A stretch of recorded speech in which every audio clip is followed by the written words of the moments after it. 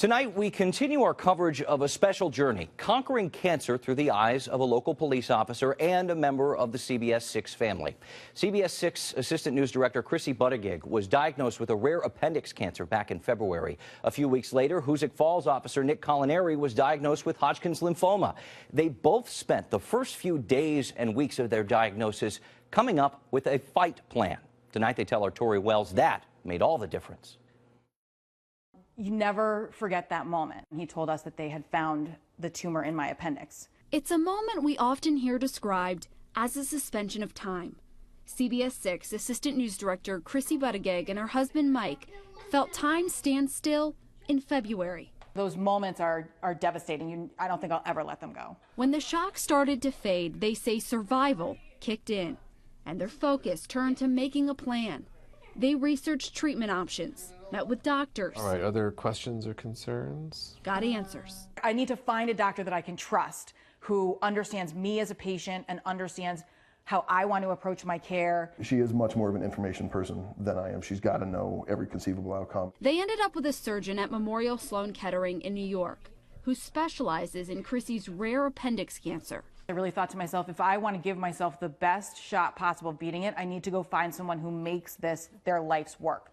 Get it. Hoosick Falls police officer Nick Culinary was diagnosed with a rare form of Hodgkin's lymphoma a few weeks after Chrissy.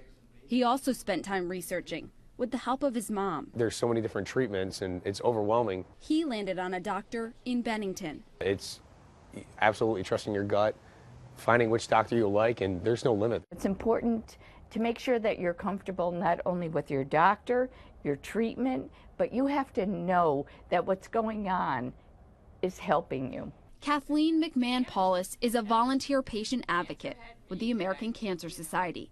She meets with people right after diagnosis to let them know what resources, if you open it up, are out there. The local American Cancer Society offers people rides to treatment, massage, wellness groups, and health education.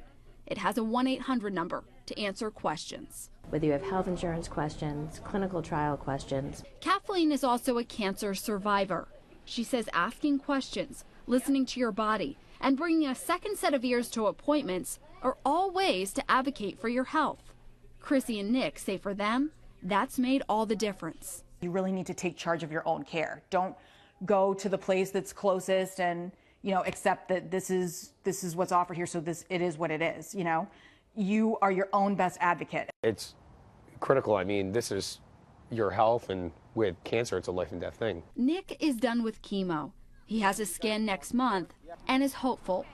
Chrissy just went through surgery after several rounds of chemo, and her doctor gave her good news just last week. This gives you your best shot, I think. That news reaffirms how she already felt, that her decisions after diagnosis likely saved her life. It at least makes me feel like the torture of chemo and of surgery and now recovery is going to be worth it, because it's going to buy me a really long time.